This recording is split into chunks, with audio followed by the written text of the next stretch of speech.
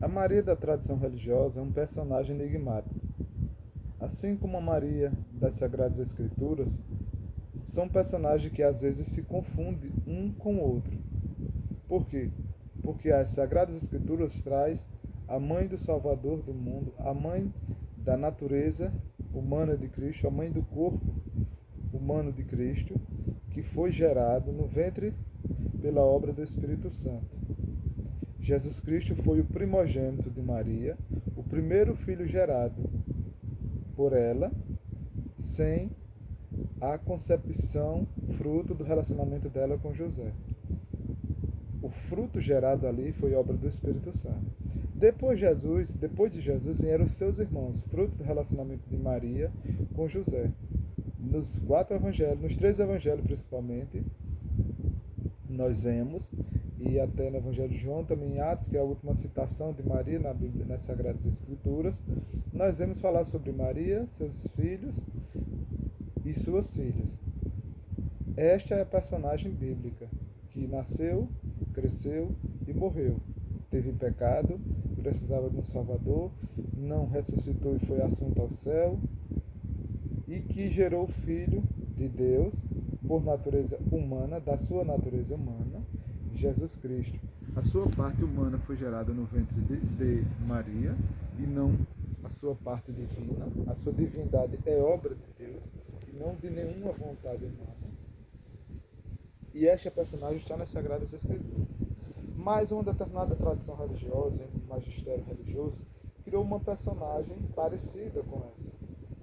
Eles têm autoridade, segundo o magistério, de interpretar a Bíblia e dizer como a Bíblia deve ser lida de forma correta, pois o Espírito Santo deu a este magistério o dom de interpretar as Escrituras de forma inerrante. Logo, o magistério é chamado de sagrado e inerrante quanto às Sagradas Escrituras. A tradição, por sua vez, fazem parte daqueles que criam os dogmas e as doutrinas religiosas ao longo dos tempos. As aparições, as visões, as penitências, as crenças, os votos, todo tipo de crendice religiosa. E daí você percebe como é montado esse arquétipo sobre essa Maria da religião, que é uma Maria que não se confunde, que às vezes até se confunde com as Escrituras, mas não passa pelo crivo das Escrituras Sagradas. Por quê? A Maria da religião, ela é mãe de Deus, intercessora, medianeira, corredentora na salvação, rainha dos céus, mulher do Espírito Santo, teve diversas aparições. Ela nasceu sem pecado, o pecado original não tocou ela não foi permitida por Deus que ela sentisse ou provasse do pecado original. Ela está no céu, foi assunta ao céu, o único corpo em carne depois de Jesus estar lá, sentado perto da divindade de Deus. Ela intercede por nós, ela media milagres e dá graças aos homens. E quando nós percebemos todas essas características dessa mulher, uma mulher que não teve relação sexual com José depois que Jesus nasceu, quando nós percebemos tudo isso, nós encontramos na tradição e no magistério a justificativa para esse arquétipo dessa personagem que tanto se parece com a personagem bíblica, mas que no fundo é uma personagem fruto somente de uma organização religiosa, que não pode ser comparada com aquela que está nas Escrituras. Por quê? Porque se nós permitirmos que uma tradição religiosa e um magistério religioso crie identidade de alguém das Escrituras fora das Escrituras, nós permitiremos qualquer tipo de crença. Por quê? Porque eles conseguem criar características sobre a mãe do Filho de Deus, da sua natureza humana, fora das Escrituras. Tudo o que eles disserem das Escrituras será tido como verdade.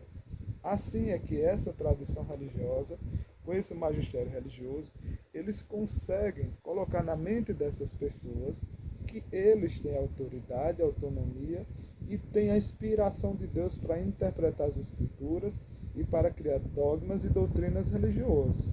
Logo, o Espírito de Deus que inspirou os escritores da Bíblia é o mesmo Espírito de Deus que inspiram os intérpretes da Bíblia, o Sagrado Magistério, chamado de sagrado. Olha o nível de idolatria e de heresia que chega a esse termo.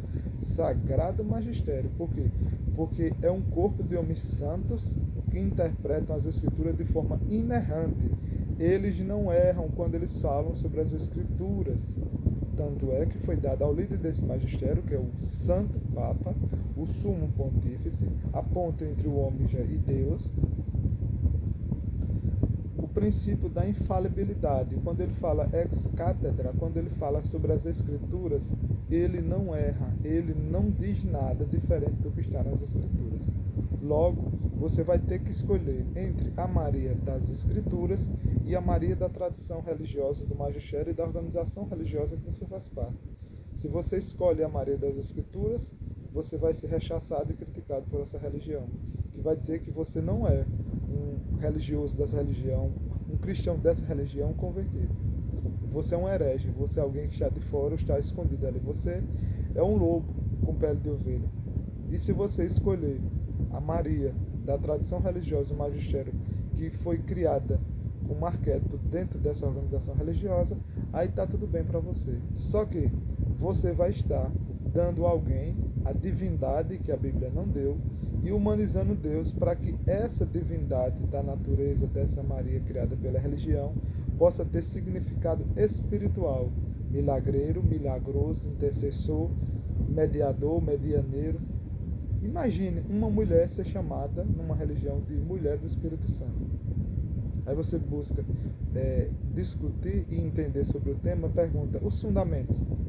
Todos os fundamentos para esses títulos dados a essa Maria que se chama Maria, Mãe de Jesus, Mãe de Deus, é a tradição e o magistério quem dá.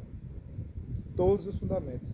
Ah, mas esse texto está na Bíblia. Usa a Bíblia como pano de fundo, como remendo, como forma de enganar as pessoas, como uma maquiagem, como um véu que encobre a verdade, como uma escama que mostra a cegueira, que esconde uma cegueira, para que as pessoas fiquem enganadas e acreditem que estão no caminho certo, estão crendo num personagem que realmente existe.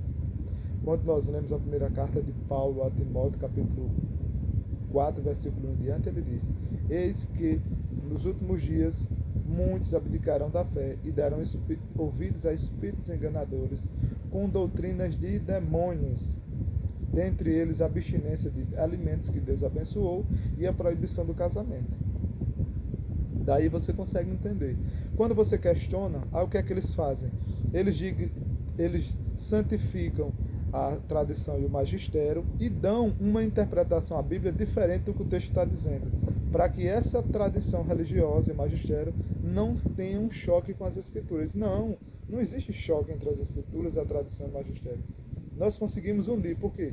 Porque eles fazem uma união de forma que quem não conhece as Escrituras acabe aceitando a narrativa de que a tradição e o magistério andam em pé de igualdade e andam de mãos dadas com a Escritura, coisa que isso não existe. Se você escolhe a Maria da tradição, você não escolhe a Maria das Escrituras. E se você é servo da Maria da tradição, você não é servo de Deus. Se você não se submete à crença na Maria das Escrituras, você é servo de uma organização religiosa que está fundada em preceitos religiosos, que cria seus dogmas, suas doutrinas e que faz parte de um clero com uma tradição religiosa e um magistério que determina o que e como deve ser interpretada as Sagradas Escrituras. Lembramos que Jesus ele condenou veementemente os fariseus e saduceus, no Evangelho de Mateus capítulo 15, do 1 até o 9, você percebe que eles estavam invalidando o mandamento de Deus, a lei de Deus, por causa da tradição do judaísmo. Aí se você usar esse versículo, não, mas a nossa tradição não é do judaísmo. A nossa tradição é apostólica, não tem nenhum versículo, nenhuma base bíblica, nenhum dos evangelhos, nenhuma das cartas paulinas, pastorais, nenhuma. De Mateus a Apocalipse, para esses títulos que a tradição religiosa e o magistério deu. Nenhuma. Tanto é que o fundamento está dentro da tradição e do magistério. Todos os títulos dados a Maria, mãe da natureza humana de Cristo, e não mãe de Deus, porque a divindade de Deus não tem mãe, só tem pai. Jesus é unigênito de Deus e primogênito de Maria. Jesus, ele não foi o unigênito de Maria. A sua natureza humana, ele é primogênito de sua mãe Maria. Mas na sua natureza divina, ele é unigênito de Deus. Basta você que tem dificuldade de ler, e que ignora as Escrituras, abre o Evangelho segundo escreveu São João, capítulo 3, 15 a 16. Porque Deus amou o mundo de uma maneira tão indescritível, tão indefinível, que Ele deu o seu Filho unigênito para que todo aquele que nele crê não pereça, mas tenha vida eterna. Quando você lê o Evangelho de Mateus e de Lucas sobre o nascimento de Jesus, disse que José não teve relações sexuais com Maria até que nasceu o seu primogênito. O primogênito dela nasceu, e não o unigênito. Tá certo? Então você escolhe a Maria da tradição ou a Maria das Escrituras. Se escolher a Maria da tradição, você não é servo de Deus, é servo de uma organização religiosa e servo de homens.